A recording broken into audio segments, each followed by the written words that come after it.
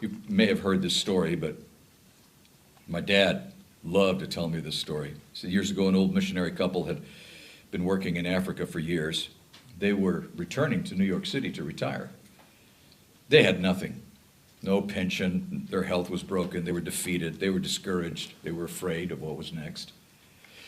And they discovered on the ship that they were returning to America on, they discovered that Teddy Roosevelt, President Teddy Roosevelt, was on the ship returning from one of his big game hunting expeditions.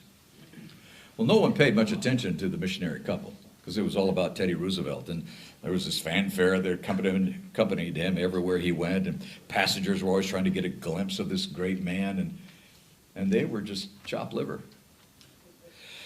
When the ship docked in New York, there was a band waiting to greet the president, and the mayor and other dignitaries were there, and the newspapers were full of stories about the president's arrival, but nobody noticed this missionary couple who had given their lives on the mission field.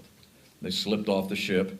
They found a cheap place to stay until they could figure out what they were going to do. And that night, the man's spirit was just broken.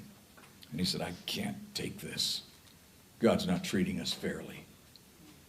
Why should we have given our lives in service for God all these many years and have no one care a thing about us?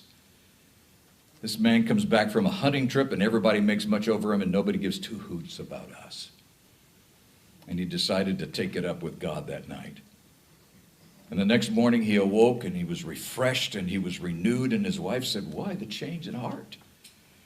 And he said, last night I told God how bitter I was. And I didn't think it was fair that the president should receive this tremendous homecoming when no one came to meet us as we returned home, and how discouraged I felt and how helpless I felt. And when I finished, it seemed as though the Lord put his hand on my shoulder and simply said, you're not home yet.